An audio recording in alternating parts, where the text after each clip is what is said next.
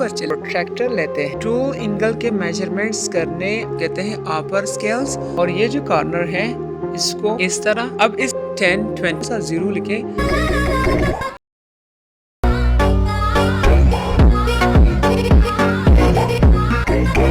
आज की इस वीडियो में हम एंगल की मेजरमेंट सीखेंगे, यानी हम ये सीखेंगे कि एंगल को किस तरह से मेजर करेंगे। एंगल के मेजरमेंट को समझाने के लिए मैं यहाँ पर एक रे लेता हूँ।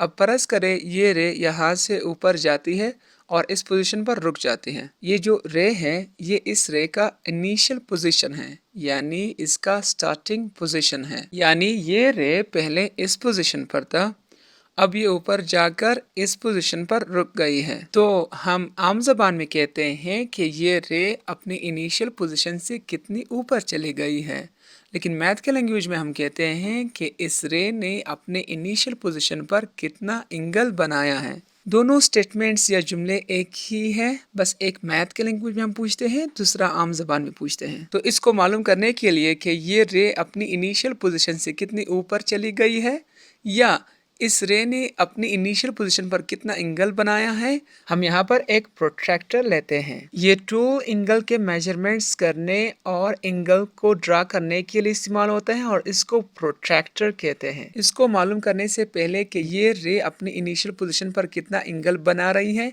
हम इस प्रोट्रैक्टर के चंद इम्पोर्टेंट पार्ट्स के नाम सीखेंगे ताकि हमें एंगल के मेजरमेंट में आसानी हो। ये पॉइंट प्रोट्रैक्टर का सेंटर पॉइंट कहलाता है और ये लाइन प्रोट्रैक्टर का जीरो लाइन है। और यहाँ पर आपको दो किस्म के स्केल्स नजर आ रहे हैं, मेरा मतलब है नंबर आपको नजर आ रहे हैं।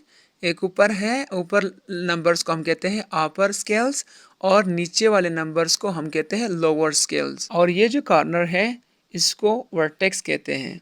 जहाँ पर भी आपको कोई कॉर्नर मिलता है तो मैथ के लैंग्वेज में उसको वर्टेक्स कहते हैं। तो इस रे का एंगल मालूम करने के लिए हम प्रोट्रैक्टर का सेंटर पॉइंट इस वर्टेक्स पर रखेंगे इस तरह। अब इस प्रोट्रैक्टर का जीरो लाइन ये इनिशियल पोजीशन पर बराबर करें। तो दो बातें हो गए, कभी भी अपने प्रोट्रैक्टर से कोई एंगल मालूम करना हो तो प्रोट्रैक्टर का सेंटर पॉइंट वर्टेक्स पर रखो और जीरो लाइन को इनिशियल पोजीशन पर रखें। अब इस इनिशियल पोजीशन के हेड को आप देखें, यहाँ पर आपको 0 भी मिल रहा है और 180 भी आपको मिल रहा है। तो हम गिनती को 0 से शुरू करते हैं, इस वजह से हम अपर स्केल्स को नहीं लेंगे, लोअर स्केल्स को लेंगे। अब 0 से गिनती को शुरू करते हैं और देखते हैं कि हमारी ये रे किस नंबर पर बराबर आ रही है। तो ये देखें 0, 10, 20, 30, 40, 50, 60, 70। तो हमारी ये जो रे है ये 70 पर बराबर आ रही है। इसका मतलब ये है कि हमारी ये रे 70 नंबर ऊपर चली गई है। तो हम सिर्फ 70 नहीं बोलते, बल्कि हम 70 के साथ एक वर्ड लिखते हैं, वो है डिग्री। तो ये 70 डिग्री ऊपर चली गई है। या अगर आप चाहें तो इस नंबर के साथ डिग्री लिखें। अगर आप डिग्री नहीं लिखना चाहते फिर इस 70 के सर पर एक छोटा सा 0 लिखें। इस 0 का भी यही मतलब होता है कि ये 70 डिग्री है। और ये बात भी याद रखिए कि जिन दो रेस के दरमियान एंगल बनती हैं तो उसके दरमियान हम इस तरह के कर्व लाइन खींचते हैं और इसका मतलब होता है कि यहाँ पर एक एंगल बन रही है। अब चूंकि हमने इस एंगल का मेजरमेंट्स किया और ये 70 डिग्री आ रही थी, इसलिए हम इसके सामने 70 डिग्री लिखेंगे। तो किसी एंगल को इस तरह मेजर किया जाता है।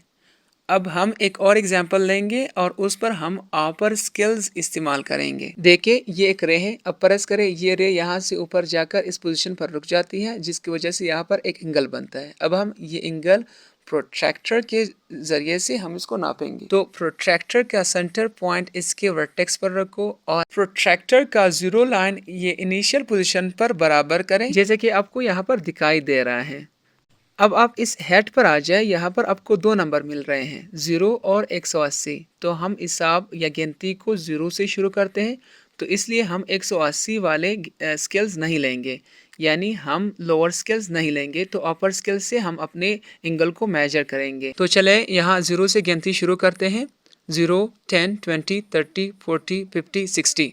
तो हमारी ये जो रे है ये 60 पर बराबर आ रही है। इसका मतलब ये है कि ये एंगल 60 डिग्री है। तो हम यहाँ पर 60 डिग्री लिखते हैं। उम्मीद है कि आपको आज का लेक्चर समझ आ चुका होगा और नेक्स्ट वीडियो में हम एंगल्स के टाइप्स को देखेंगे।